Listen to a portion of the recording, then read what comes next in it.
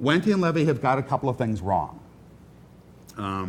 They are wrong about college teachers' workload being too little.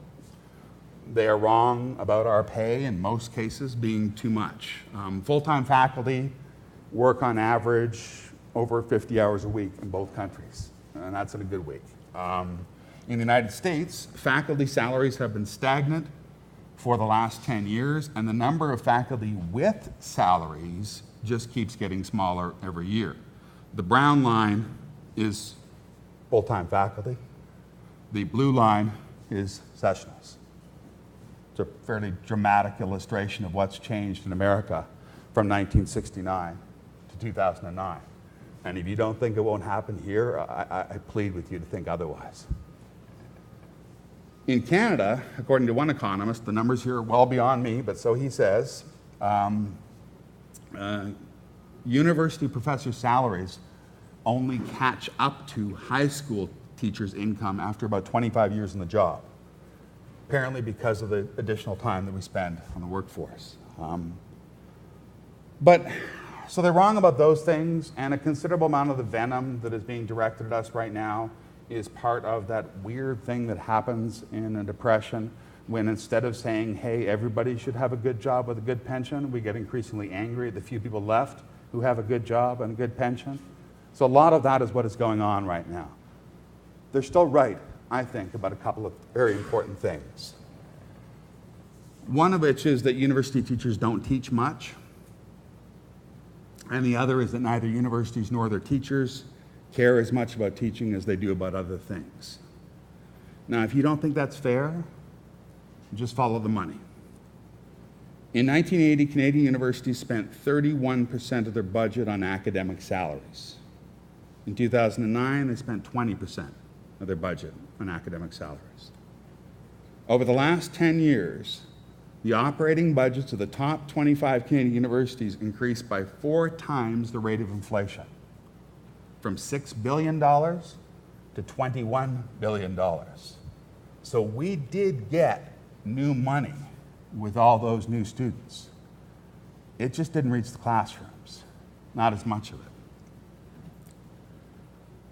Teaching has not just fallen down the priority list, it has been pushed there by conscious resource allocation decisions.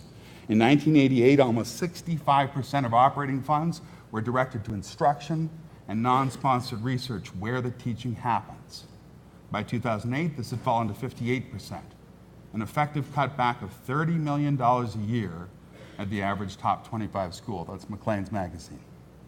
And as you can probably guess by the title of that article, Maclean's blames primarily growing administrative costs.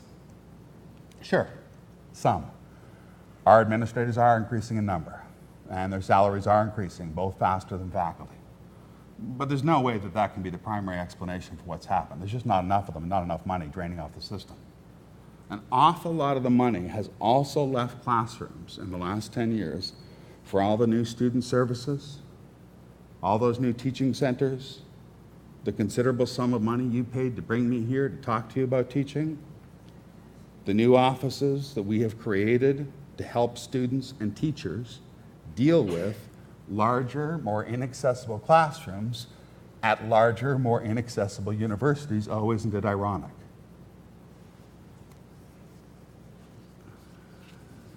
The deepest cuts to teaching have been made not by administrators, but by tenure-track faculty.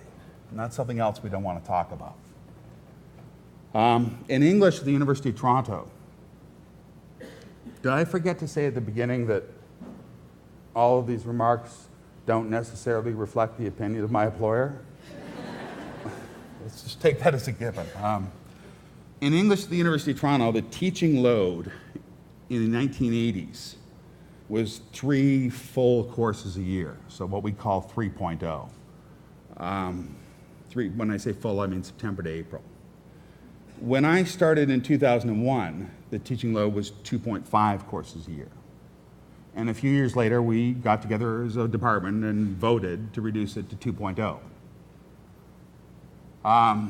After you take away graduate teaching and supervision, administrative releases, sabbaticals, and all the other stuff that comes off the top before we ever step foot in an undergraduate classroom, the average undergraduate teaching load in my department, which is, I think, still the biggest English department in the country, is just under one full course a year.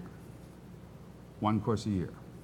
Average undergraduate teaching load. Not that we're not busy, believe me God, not that we're not busy, but we're not spending our time in undergraduate classrooms. No wonder our classes have gotten larger.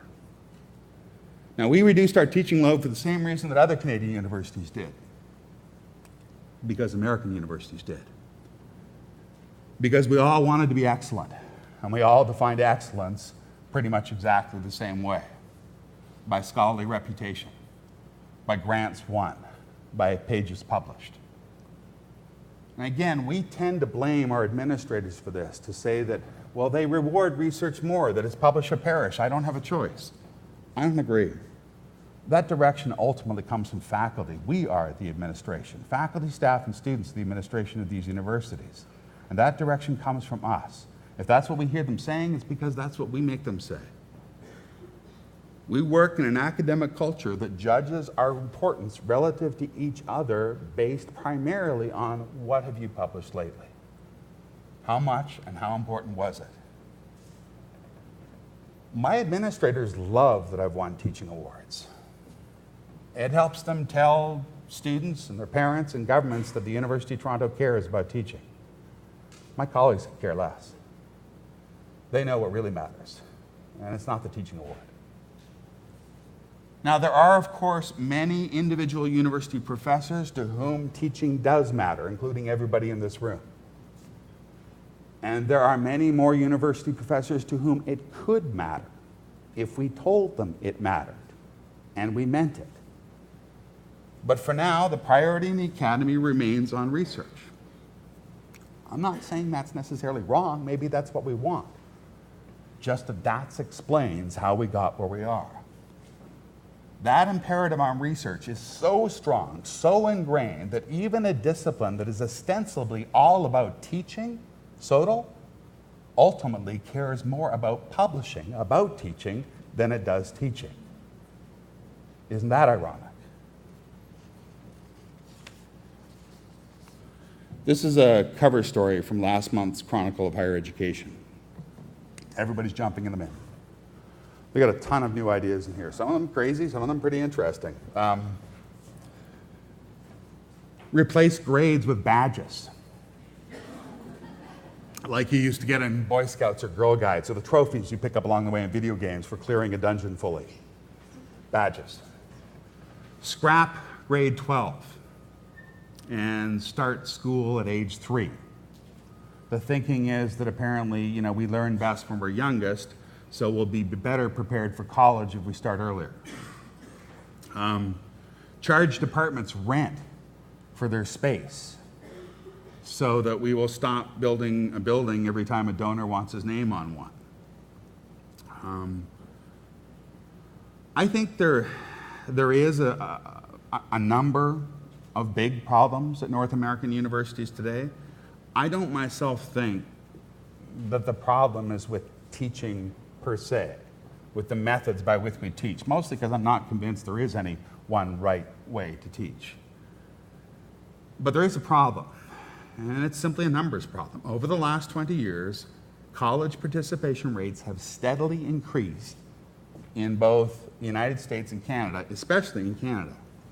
At the same time, an increasing number of studies published over the last few years are pointing out or complaining that students' learning or literacy is decreasing.